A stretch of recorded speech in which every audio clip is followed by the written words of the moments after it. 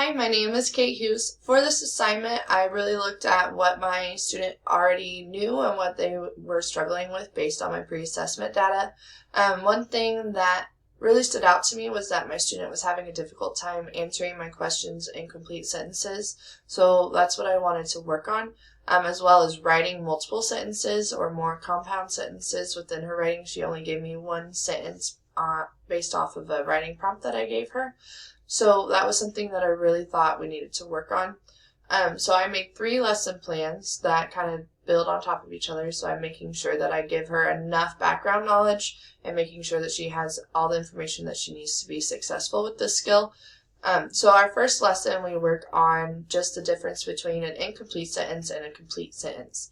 I have vocabulary cards that kind of help the student be able to determine what the difference is between complete and incomplete.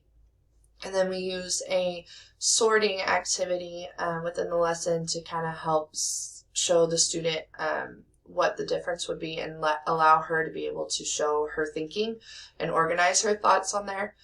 Within the second lesson, we work on simple sentences. So we do a little review of what incomplete and incomplete means, and then we work on what is a simple sentence. And I have a poster for that to help the student as a reference, talking about how a complete sentence or a simple sentence has a subject or a noun and an action in there, and it's a complete thought. And then we look at an activity card or an action picture from Brain Pop Jr., where we practice just speaking in complete sentences. So like I would ask the student a question about the picture and they would answer me back in a complete sentence.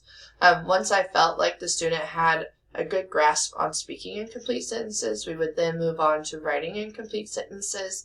One of the ways that I would add support for that student is to allow them to be able to repeat the sentence a couple times before they even start writing it to make sure that they really have a good understanding and a good idea of what they want to write. And then I would help them with the wording if they forgot it in the meantime. And we really talk about capitals at the beginning of our sentence and punctuation at the end. And then my last lesson, we work on compound sentences. So we review what a simple sentence is, and then we kind of move on to the difference between a simple and a compound sentence, and talking about how a compound sentence is when we take 2 simple sentences or 2 ideas and we put them together with a conjunction within our sentence to make it compound. And we watch a Schoolhouse Rock video to talk about what conjunctions are. I have a poster for a compound sentence in there too, as well as a simple sentence as a reference to really help the student be able to differentiate between the 2. And once again, we do another sorting activity where they have to be able to sort a simple sentence compared to a compound sentence. So this is a similar activity to what we did in the beginning. And if there's enough time, I go on to have the students practice writing 2 or 3 compound sentences for me to really be able to determine if they're understanding the skills of what a complete sentence is and what would be a simple sentence compared to a compound sentence.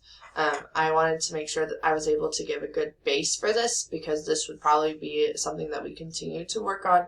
And depending on how well the student was grasping the activity, we might have to take a couple of days in between lessons to really review and refresh and make sure that they understand what's going on. Thank you.